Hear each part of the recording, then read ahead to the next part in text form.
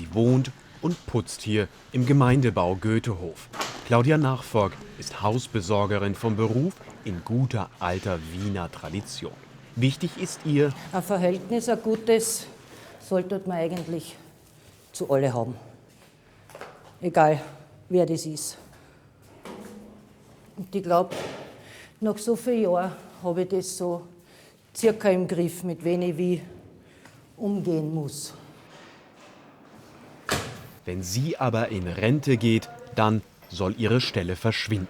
Eine Reinigungsfirma würde dann übernehmen, doch das ist was ganz anderes, vor allem für bedürftige Bewohner, denn sie, wie diese Nachbarin mit einer kleinen Rente, finden bei ihrer Hausbesorgerin Halt. Wenn man krank ist, wenn man was zum Einkaufen braucht, wenn man eine Hilfe braucht. Und die wünschen sich viele, wie hier im Goethehof. Jede 4. Wohnung in Wien gehört zum städtischen Sozialbau. Für 50 Quadratmeter zahlt man rund 400 € Miete. Solche Sozialwohnungen sind sogar verteilt auf die ganze Stadt. In Europa ist das nahezu beispiellos. Im Goethehof wohnen auch jene, die es im Leben geschafft haben, wie Peter Pilz, ein grüner Abgeordneter im österreichischen Parlament. Er verdient rund 8.700 € im Monat, lebt aber in einer sehr günstigen Sozialwohnung. Das aber will nicht jeder akzeptieren. Sollen wirklich wir Politiker, wir Abgeordnete als Volksvertreter jetzt in die Luxusviertel der Stadt ziehen? Und sollten wir wirklich keine Ahnung mehr haben, wie normale Menschen leben? Egal ob Politiker, Professor oder ein Langzeitarbeitsloser, der zuständige Stadtrat will genau diese Mischung. Denn wenn man den geförderten Wohnbau nur mehr für sozial Schwache vorzusehen hat, dann kommt es natürlich zu dem, was wir unbedingt verhindern wollen in Wien und an anderen Großstädten, nämlich dass es zur Konzentration von sozial schwierigen Situationen kommt.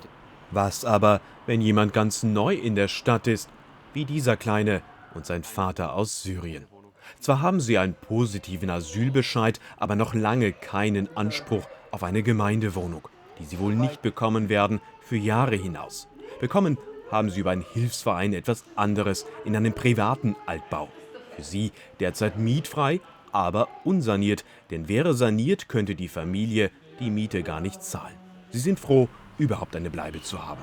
Auch wenn sich drinnen so etwas verbirgt, hier die vergleichbare Nachbarwohnung. Bis vor kurzem lebte hier eine österreichische Rentnerin. Solche Wohnungen für weniger als 200 € Miete, oft ohne Dusche, sind keine Seltenheit. Oder dass sich mehrere Familien ein Klo im Hausflur teilen müssen. Der Grund: oftmals ist Altbausanieren in Wien für Bauunternehmen nicht lukrativ, denn der Mietpreis ist dann gebunden an einen gesetzlichen Richtwert. Deshalb gibt es solche unsanierten Wohnungen noch immer in ganz Wien, geschätzt mehrere 10.000. Und trotzdem fehlt der fast 2 Millionen Stadt genügend leistbarer Wohnraum, vor allem für die sozial Schwächsten. Die Folge davon sieht so aus: mitten im Zentrum von Wien, in einem anderen privaten Mietshaus. Jeder geht nach oben in seine Wohnung, doch der Rumäne Ilie Koskadaru muss diesen Weg nehmen, in den Keller. Er nimmt uns mit. Verstecken will er sich nicht mehr wie in den ersten Wochen, nachdem er und seine ganze Familie hier einziehen mussten, auf knapp 15 Quadratmetern.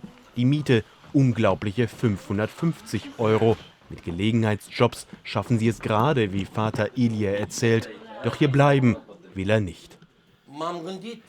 Hier lagert man doch Dinge, die man nicht braucht. Kartoffeln oder Zwiebeln. Das ist kein Ort zum Wohnen, schon gar nicht für Kinder. Mutter Mirela bereitet Essen zu. In Rumänien dagegen konnte sie das nicht jeden Tag, wie sie sagt. Ich will endlich hier ausziehen. Ich kann hier nicht mehr leben. Ich bin krank. Ich hoffe, die Kinder werden es einmal besser haben. Hier einziehen im Goethehof, das wird die rumänische Familie nicht so bald können. Die Wartelisten sind lang und freie Wohnungen fehlen. Auch wenn die Stadt Wien jetzt wieder neue baut. Die Hausbesorgerin ist froh, wie die meisten Nachbarn, dass hier nicht nur ärmere Menschen leben, sondern auch der Politiker, der Besserverdiener. Andere sind woanders zu Hause. Ich bin genau hier im Goethehof zu Hause. Mit Bewohnern wie ihm soll aus dem friedlichen Goethehof nie ein Ghetto werden. Allerdings, eine günstige Wohnung wie seine brauchen inzwischen mehrere 10.000 Bedürftige und jedes Jahr kommen mehr. Eine schnelle Lösung ist nicht in Sicht in Wien, der Vorzeigestadt des Sozialbaus.